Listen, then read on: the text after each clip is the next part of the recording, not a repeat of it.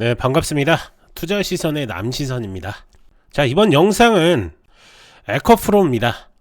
지금 시장이 가장 민감하게 반응하는 포인트를 사실 기반으로만 이렇게 한번 체크를 해볼 건데요. 에코프로는 지금처럼 외국인 수급, 공매도, 업황 뉴스가 동시에 꼬이는 구간에서는 마음대로 상상하면 돈 잃는 종목입니다. 대신에 체크리스트를 들고 접근하면 변동성 속에서도 오히려 기회가 만들어질 수 있는 또 그런 자리이기도 합니다. 자, 오늘은 딱 이 순서대로 갑니다. 첫째, 에코프로가 2026년에 뭘 하겠다고 선언했는지, 그리고 또 그 말의 무게가 뭔지, 그리고 두 번째, 최근 한 달 시장이 에코프로를 어떻게 대하고 있는지, 그리고 수급과 공매도 시그널은 뭔지, 셋째, 업황이 왜 이렇게 흔들리는지 2차전지 업종의 현실에 대해서 한번 말을 할 거고요. 자, 넷째, 그래서 우리는 어떤 대응을 해야 하는지 단기, 중기적인 관점에서 실전 플랜을 한번 짜보도록 하겠습니다. 자, 오늘 결론을 미리 좀 말씀을 좀 드리면 에코프로는 호재뉴스 하나로 급등을 기대하는 자리가 아니라 회사 전략과 시장 수급 그리고 업황 이 세 가지가 동시에 맞물릴 때 그때가 진짜 승부처라고 생각하시면 될 것 같습니다. 자, 에코프로는 그룹 지주 성격을 띠고 있고 핵심 축은 배터리 소재 밸류 체인입니다. 투자자들이 에코프로를 보는 핵심은 좀 간단합니다. 전기차 배터리로 대표되는 2차 전지 사업, 그리고 소재 경쟁력과 원가 경쟁력, 그리고 해외 생산 조달 체인이 얼마나 견고한지, 특히 최근 뉴스 흐름에서 반복되는 키워드는 이겁니다. 기술 경쟁력, 해외 사업장 고도화, 고객 다변화, 손익 경영. 이 네 문장을 그냥 슬로건으로 보면 안 됩니다. 지금 시장이 에코프로에게 요구하는 답안지 자체가 이 네 문장이기 때문에 그렇습니다. 자, 큰 이슈들을 한 번씩 체크를 좀 해볼 건데요. 첫 번째입니다. 회사가 2026년 경영방침으로 모든 사업장 흑자를 전면에 걸었습니다. 하지만 이건 말은 쉽지만 시장은 그렇게 해석을 할지 조금 의문이 좀 듭니다. 작년, 재작년처럼 업황 핑계로 버티는 그림은 끝내겠다. 비용, 가동률, 효율로 버티겠다는 선언이다 라고 이렇게 보여지는데 이 선언 자체가 투자 심리에 직접적인 영향을 줄 거라고 보지는 않습니다. 자, 두 번째인데요. 외국계 매매 동향입니다. 1월 6일 기준으로 외국계 순매도 상위 리스트에 에코프로가 들어왔다는 데이터성 기사들이 좀 나오고 있습니다. 이건 외국인이 계속 판다의 확정 결론이 아니라 단기적으로는 수급이 매끄럽지 않다라는 신호입니다. 이 종목은 수급이 흔들릴 때 차트도 흔들리고 심리도 흔들립니다. 이 구간에서 개인이 뉴스만 보고 덤비면 제일 먼저 흔들릴 수 있다라는 얘기죠. 자, 최근 한 달 사이에 코스닥 공매도 금액 상위 종목으로 에코프로가 여러 차례 언급이 됐습니다. 공매도는 단순히 나쁜 것이 아니라 그만큼 변동성의 연료가 들어와 있다는 뜻인데 상승할 때도 하락할 때도 속도가 달라집니다. 자, 그래서 공매도가 절대적으로 나쁘다 이런 건 아닙니다. 오히려 변동성이 생겨서 주가 회복할 때는 엄청난 상승으로도 이어질 수가 있기 때문에 자, 공매도 때문에 안 된다 이런 얘기는 안 하시는 게 좋습니다.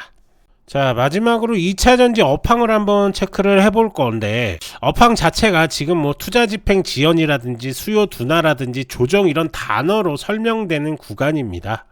전기차 수요가 한 번에 꺾였다는 얘기가 아니라 고객사들의 투자 속도, 그 다음에 발주 타이밍이 늦어질 수 있다는 우려가 주가에 선반영되는 구간이다 라고 이렇게 생각하시면 될 것 같고요. 그래서 소재주들이 같이 흔들립니다. 이 네 가지 덩어리들이 한 번에 겹친 상태이기 때문에 그게 바로 지금 에코프로의 체감 난이도다 라고 이렇게 생각하시면 될 것 같습니다. 자, 그러면 중요한 것부터 한번 체크를 해볼 건데 최근 에코프로 관련 뉴스에서 가장 굵은 메시지는 2026년 모든 사업장 흑자 목표입니다. 회사가 공식 행사에서 4대 경영 방침을 내놓았고 그 안에 핵심 목표로 흑자 체제 구축을 넣었습니다. 사실 이걸 단순한 신년사로 보진 않습니다. 이건 시장에서 던지는 신뢰 회복 프로젝트다 이렇게 볼 수가 있는데 왜냐하면 2차전지 업황이 흔들릴 때 투자자들은 이런 질문을 꼭 합니다. 지금 매출이 흔들릴 수 있다. 그건 업황이다. 그런데 비용 구조와 가동률, 재고 효율은 회사가 관리해야 한다. 그리고 해외 생산 체인과 원재료 조달 체인을 갖춘 회사가 결국 살아남는다. 그런데 너네는 지금 어떤 모습을 취하고 있느냐? 그래서 에코프로는 이렇게 얘기를 했다라고 이렇게 볼 수가 있는데요. 자, 첫 번째가 기술 리더십 강화, 그 다음에 해외 사업장 고도화, 그리고 고객 다변화, 손익 경영 강화.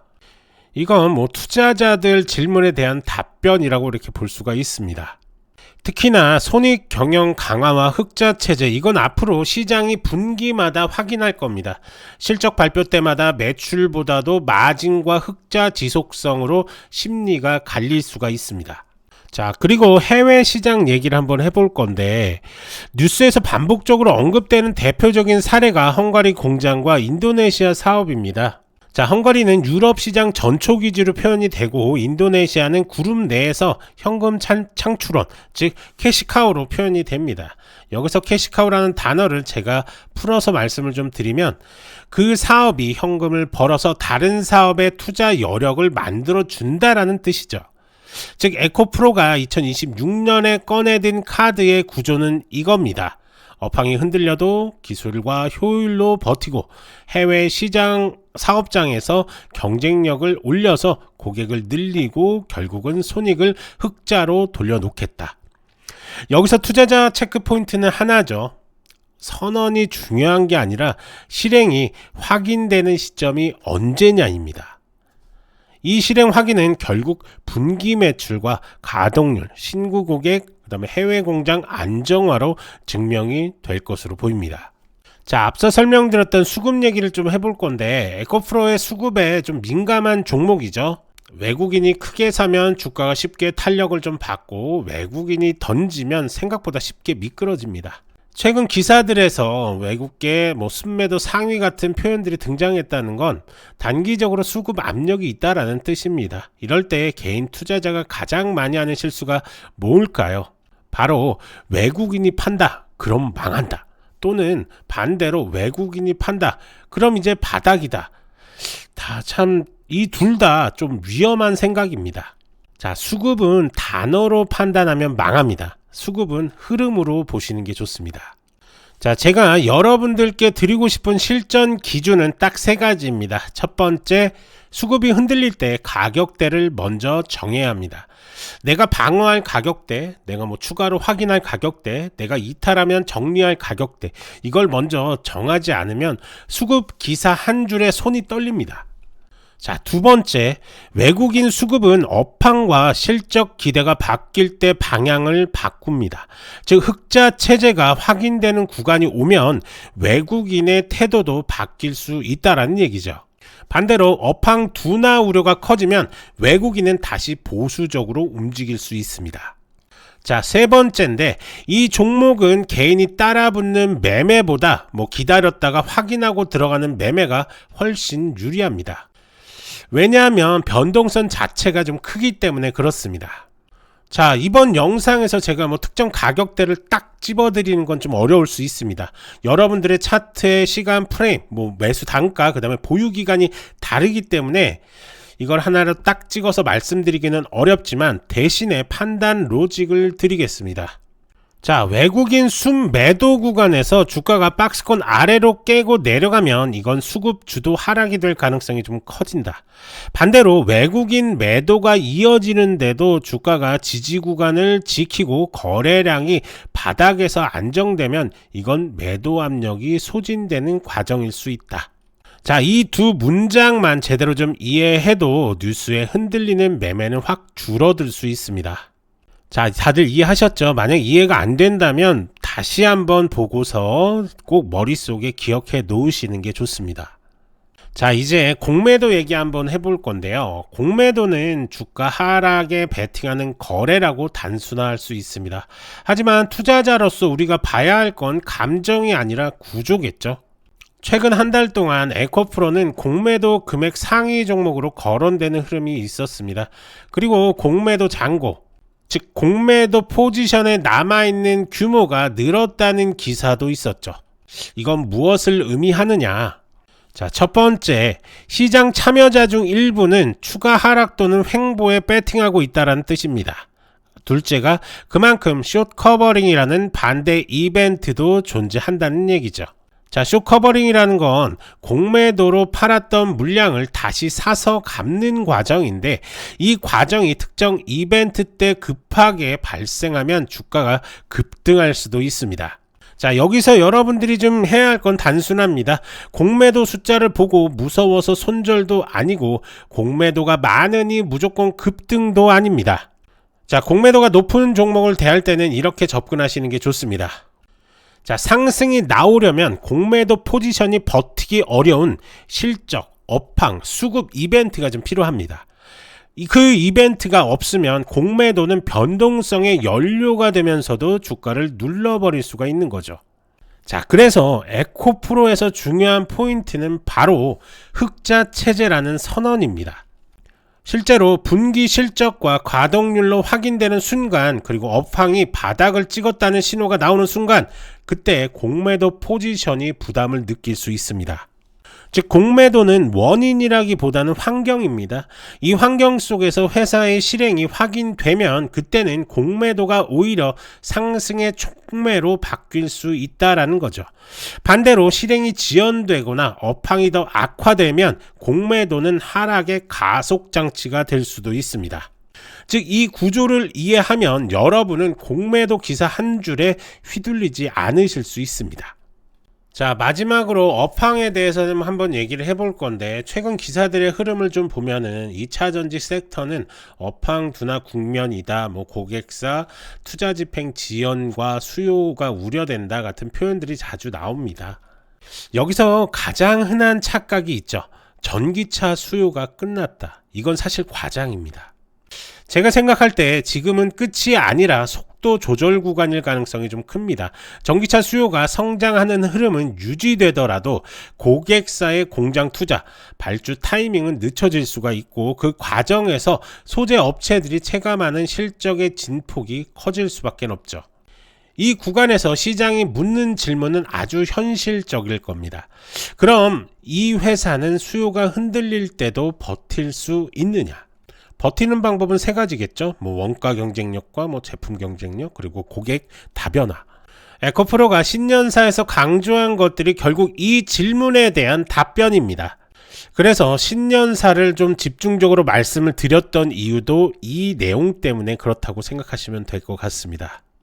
자, 그리고 업황 안에서도 기회가 있습니다. 전기차만이 아니라 에너지 저장 장치, 즉 전기를 저장했다가 필요할 때 쓰는 시스템 관련 수요가 커지고 있다는 언급들도 계속 나옵니다.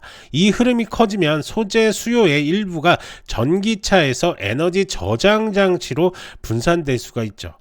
자, 결론을 말씀을 드리면 지금 업황은 좋다 나쁘다의 이분법이 아니라 속도 조절 속에서 누가 버티고 누가 탈락하느냐의 게임이 시작됐다라고 이렇게 볼 수가 있습니다. 그러면서 에코프로가 2026년에 던진 메시지는 우리는 버티는 쪽으로 체질을 바꾸겠다입니다. 그래서 신년사가 그래서 중요한 거다라고 이렇게 말씀을 좀 드릴 수가 있죠. 제가 지금까지 말씀드렸던 게 좀 이해가 되셨으면 좋겠습니다. 좀 이해가 좀 힘드셨다라고 하시는 분들, 아니면 이해가 잘 됐다라고 하시는 분들은 댓글에 어떤 부분이 좀 이해가 좀 안 되는지, 그리고 어떤 부분이 이해가 좀 잘 되는지 댓글 남겨주시면 될 것 같습니다. 자, 차트를 한번 볼까요? 지금은 트레이딩뷰 에코프로 차트입니다. 자, 보시는 것처럼 작년 10월부터 이 상승 구간에서 계속적으로 우상향으로 흘러가고 있는 그런 상황입니다. 그 중간에 급등과 급락을 번갈아 가면서 지금 보여주고 있는데요. 자, 이런 자리가 좀 핵심 포인트인데, 현재 자리에서 가장 흔하게 하는 실수가 좀 있습니다. 자, 첫 번째가 아직 추세 전환이 아닌데 성급하게 들어가는 거죠. 이런 자리에서 바닥권이다 생각하고, 아니면 반대로 조건이 갖춰졌는데 확신이 없어서 놓치는 그런 자리들도 있습니다. 예를 들어서 이런 자리겠죠. 이런 매수 자리였는데 놓쳐서 급등을 놓치는 자리. 뭐 이런 자리겠죠. 급등을 놓치는 자리. 자, 그래서 저는 항상 이 종목이 오를 것 같다가 아니라 들어가도 되는 조건이 충족됐는가를 먼저 봅니다. 자, 이 차트에서 그 판단 기준을 역할을 해주는 게 바로 우리 황금손 지표라고 보시면 됩니다. 자, 과거 차트를 한번 보면은 알 수가 있듯이 이때 바로 매수 시그널이 나왔죠. 그리고 나서 급등, 그리고 약간 눌림목이 왔을 때 매도 시그널이 나왔습니다. 그 이후에 매수 시그널이 안 나왔다가 이 자리에서 매수 시그널이 지금 나왔죠. 그리고 나서 급등, 그리고 나서 매도 시그널이 꺾이고 나서 매도 시그널이 나왔습니다. 그러고 나서 매수 시그널이 나왔는데 갑자기 추세가 꺾이니까 바로 매도 시그널이 나왔죠. 그래서 이 구간에서는 아마 보합권이나 약손절하는 그런 구간이었을 겁니다. 하지만 이런 구간에서 급등이 좀 나왔기 때문에 이런 자리에서 뭐 매도를 이 자리에서 했다라고 하더라도 100% 정도의 단기 수익을 챙겨갈 수가 있었던 거고요. 뭐 채 한 달도 안 돼서. 그리고 또 이런 자리에서 매수 시그널이 좀 나왔고 이때 매도 시그널이 나왔기 때문에 단기 한 40% 정도의 수익을 가져갈 수가 있었던 겁니다. 자, 이 시그널은 뭐 추세 방향이라든지 거래량 변화라든지 단기 과열 여부라든지 이런 8가지의 동시에 조건을 만족했을 때만 나옵니다. 그래서 아무 구간에서나 좀 작게 나오지 않습니다. 의미 없는 구간에서는 아예 표시가 안 되죠. 자, 결국에는 이건 예측이 아니라 조건 충족 여부에 따라 결과이기 때문에 매매 판단이 훨씬 단순해집니다.